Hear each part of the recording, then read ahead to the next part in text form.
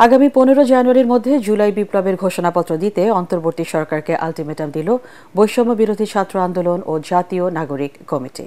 নইলে আবারও রাজপথে নামার হুঁশিয়ারি দিয়েছেন গণ অভ্যুত্থানের নেতারা।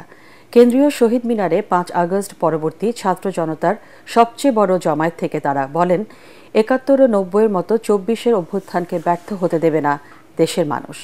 গুম খুন সহ জুলাই আগস্টের হত্যাকাণ্ডের দৃশ্যমান বিচার নিশ্চিতের আগে জাতীয় নির্বাচন হবে না বলেও জানান বিপ্লবীরা। আজিজুল হক পলাশ এবং আশিক এম রাসেলের ক্যামেরায় রিপোর্ট আদ্দিন সজীবের।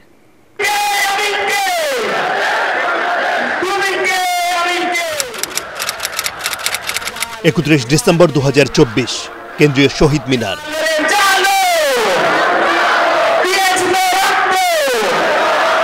গৌরবের 24-এ জুলাই বিপ্লব, গণ অভ্যুত্থান, বছরের শেষ দিনটি ঐতিহাসিক করল বৈষম্য বিরোধী ছাত্র আন্দোলন ও জাতীয় নাগরিক কমিটি।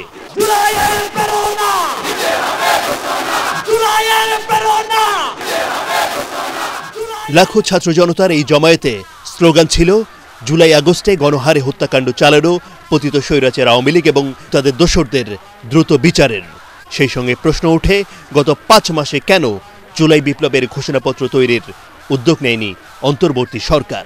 যখন অন্তর্বর্তী সরকার জাতীয় ঐক্যমতের ভিত্তিতে এই ঘোষণাপত্র দিতে চান, তখন বৈষম্যবিরোধী ছাত্র আন্দোলন এবং নাগরিক কমিটি জরুরি মিটিং করার পরে এই সিদ্ধান্তে পৌঁছান যে এটা তারা আপাতত মার্চ ফর ইউনিটি, অর্থাৎ সবাই মিলে এক হবেন। তবুও বৈষম্য বিরোধী ছাত্র আন্দোলন এবং নাগরিক কমিটির ঘোষণাপত্র পাঠের উদ্যোগ নেয়ার পর সরকারের সমর্থনকে প্রাথমিকভাবে বিজয় হিসেবে মনে করা হচ্ছে। আমাদের উদ্যোগের পরে আমরা দেখেছি সরকার উদ্যোগ নিয়েছে জুলাই প্রক্লামেশন তারা ঘোষণা করবে, সকল ছাত্র জনতা রাজনৈতিক পক্ষকে সাথে নিয়ে তাদেরকে আমরা সাধুবাদ জানাই। সরকারের এই সিদ্ধান্ত বৈষম্য বিরোধী ছাত্র আন্দোলনের এক অন্যতম বিজয়। এখনো স্বৈরশাসক শেখ হাসিনার কেন বিচার হলো না সেই প্রশ্ন তুলে তাকে দ্রুত দেশে ফিরিয়ে এনে অবিলম্বে সর্বোচ্চ বিচারের দাবি জানিয়েছেন গণ অভ্যুত্থানের নেতারা। বলেন, দৃশ্যমান বিচারের আগে জাতীয় নির্বাচন হবে না। জীবন দিয়ে রাস্তায় যুদ্ধ করেছিল, লড়াই করেছিল, তাদের সেফটি আমাদের দিতে হবে, এটা আমাদের ঐতিহাসিক দায়। কিন্তু আমরা দেখতে পাচ্ছি যে আলোচনার টেবিলে কোনো সমাধান আসে না। আমাদের জনগণের সমাধান শুধুমাত্র রাজপথ। আমাদের এই প্রক্লেমেশনের মধ্যে বাংলাদেশের যে গত 53 বছরে যে প্রতিষ্ঠানগুলো ভেঙে পড়েছে সেগুলোর সংস্কারের ইঙ্গিত থাকতে হবে। আমরা এমন একটি বাংলাদেশ দেখতে চাই যেখানে শহীদের বিচার এই বছরে আমরা একটি ভিজিবল রূপ দেখতে পাবো ইনশাআল্লাহ।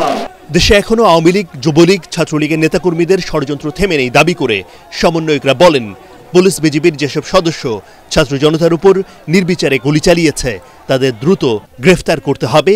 এ নিয়ে টালবাহানা বরদাস্ত না করার হুঁশিয়ারি দেন তারা। আজকে ভিডিও ফুটেজ এবং ছবি থাকা সত্ত্বেও কেন পুলিশ বিজিবির যেই সকল হায়নারা আমাদের ছাত্রদের জনতার বুকের উপর গুলি চালিয়েছিল তাদেরকে কেন গ্রেফতার করা হচ্ছে না? গোয়েন্দা সংস্থার ভিতরে, পুলিশের ভিতরে যারা যেখানে যত দালাল লুকিয়ে আছে, আমরা বলতে চাই বাংলাদেশের বর্তমান অন্তর্বর্তীকালীন সরকারকে আমাদের প্রতিষ্ঠানগুলো দালাল মুক্ত করুন। অভ্যুত্থানের পর যারা চাঁদাবাজি, টেন্ডারবাজি, দখলদারিত্বের মতো অপকর্মে জড়িয়ে পড়েছেন তাদের সতর্ক করে ছাত্র নাগরিক নেতারা বলেন, আওয়ামী স্বৈরাচার পালিয়েছে, জন আকাঙ্ক্ষা না বুঝলে অন্যদেরও একই পরিণতি হবে। অন্তর্বর্তীকালীন সরকার এক হাত থেকে আরেক হাতে সিন্ডিকেট দিয়েছে, তাহলে আপনারা আপনাদের জায়গা থেকে কি অ্যাকশন নিচ্ছেন? আমাদের এই বাংলাদেশ সকল দেশের সাথে বন্ধুত্বপূর্ণ পররাষ্ট্র নীতিতে যাবে, কিন্তু সেই বন্ধুত্বপূর্ণ পররাষ্ট্রনীতির সুযোগে কেউ যদি মাথায় উঠে বসে, আমরা তাকে মাথা থেকে মাটিতে ফেলে দিতে বিন্দু মাত্র দ্বিধা করবো না। গত 16 বছর ধরে আওয়ামী লীগ যে নির্যাতন নিপীড়ন, অত্যাচার, গুম করেছে, সেগুলোর বিচার করতে হবে। 5ই আগস্ট পরবর্তী বাংলাদেশে আমাদের আর কোনো শত্রু নাই, আমাদের একমাত্র শত্রু এই আওয়ামী লীগ।